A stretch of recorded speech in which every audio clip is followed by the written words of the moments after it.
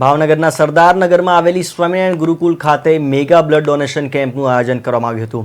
ગુરુકુલના સ્થાપક નારાયણ સ્વરૂપદાસ સ્વામીની પુણ્યતિથિ નિમિત્તે આયોજિત આ કેમ્પસમાં લોકોએ મોટી સંખ્યામાં ભાગ લીધો હતો। આ કેમ્પસમાં રક્તદાન કરવા માટે વ્યવસ્થાના ભાગરૂપે રક્તદાતાઓનું રજીસ્ટ્રેશન કરવામાં આવ્યું હતું।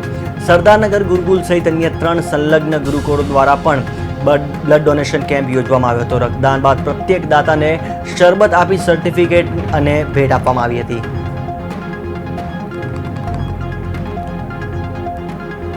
છેલ્લા 10 વર્ષથી ગુરુજીની પુણ્ય સ્મૃતિ નિમિત્તે પૂજ્ય કેપી સ્વામીજીના અને સર્વે આચાર્ય અને શિક્ષક મિત્રોના સહયોગ થકી એક સામાજિક સેવાના અભિગમ સાથે આ કાર્ય થઈ રહ્યું છે। આજે આ 10મા રક્તદાન કેમ્પમાં ભાવનગર શહેર અને અન્ય અમારા ગુરુકુળમાં એમાં શ્રી સ્વામિનારાયણ ગુરુકુળ સરદારનગર, શ્રી સ્વામિનારાયણ નૈમિષારણ્ય સ્કૂલ અને શ્રી સ્વામિનારાયણ વિદ્યાલય જીઆઈડીસી ચિત્રા સાથે શ્રી સ્વામિનારાયણ ગુરુકુળ લાઠીદળ આ 4 જગ્યાએ કેપી સ્વામીજીના માર્ગદર્શન તળે હાલ રક્તદાન કેમ્પ સરસ રીતે ચાલી રહ્યો છે।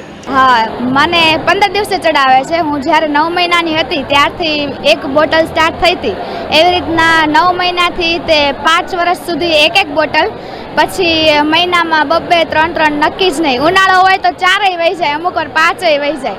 અત્યારે હું 24 વર્ષની છું અને આ બ્લડ ડોનેશન કેમ્પ દર વર્ષે થાય છે ગુરુકુળ।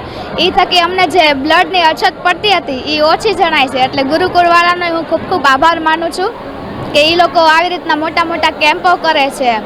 અત્યારે 2500થી વધારે સાંજ સુધીમાં તો થઈ જ જશે એવી આશા